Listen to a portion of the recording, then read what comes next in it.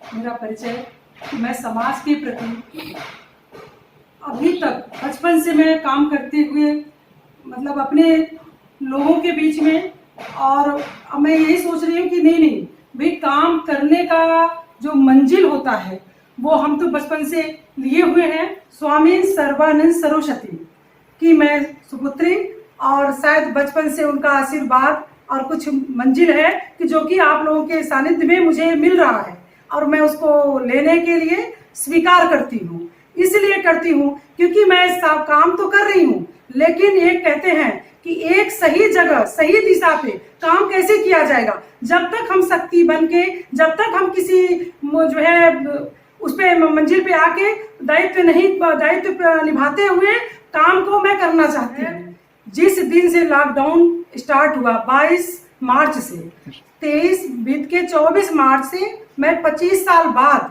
मैंने अपनी मशीन को उठाया, और मैं 1000 मास्क रात को 2 बजे तक अपने हाथों से बना रही थी। और इस बात को, इस चीज़ को रिकॉर्ड में मेरे परिवार के, मेरे जो परिवार के लोग हैं वो लोग बहुत मतलब सराहना दिए, और बना के मास्क को सबके अपने जो है गरीब तबके के लोगों को हमने बांटा, क्योंकि इतने महंगे उस दौरान मास्क इतने महंगे हो गए थे कि जो हमारे और भी जो है मध्यम वर्गीय लोग हैं जो है नहीं अफोर्ड कर पा रहे थे। तो हमें भी उनके बीच, चूंकि हमारी भाई संस्था है, अपने संस्था के माध्यम से हमने हजारों बहनों को आप जो है राशन, सूखे राशन भी दिए, और मास्क, सैनिटाइजर, मास्क, और जो भी मतलब उनको हमसे हो बनता था।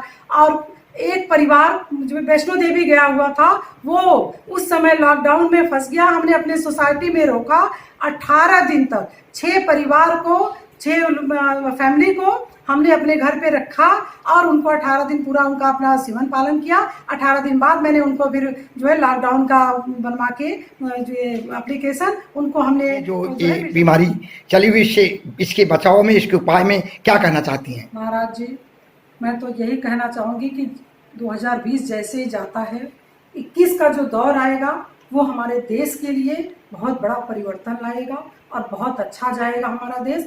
और सबसे मेन, जैसे ही हमारे संत सम्मान को, संतों को अगर उठाया गया, तो समझ लीजिए कि देश बहुत अच्छे दिशा में जाएगा। इधर हमारे जो हमने देखा कि जो देश में संतों को बहुत अपमानित किया गया है, बहुत ज़्यादा भाई, मैं तो खैर बहुत जो है सिर्फ समाज के दौर में अभी काम की हूँ, अभी आप लोगों की सिर्फ सेवा की हूँ।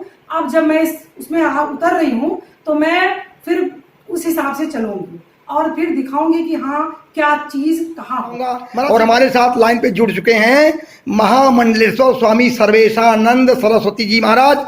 महाराज जी, सबसे पहले मैं आपको नमन करता हूँ, वंदन करता हूँ। आप समाज के प्रति जो है, आपका बहुत अच्छा सहयोग, योगदान रहता है, और आप सेवा भाव में जुड़े रहते हैं। इसके लिए मैं आपको नमन करते हुए आप अपने भक्तों को शुभ मंगल कामनाएं और आशीर्वाद दीजिए।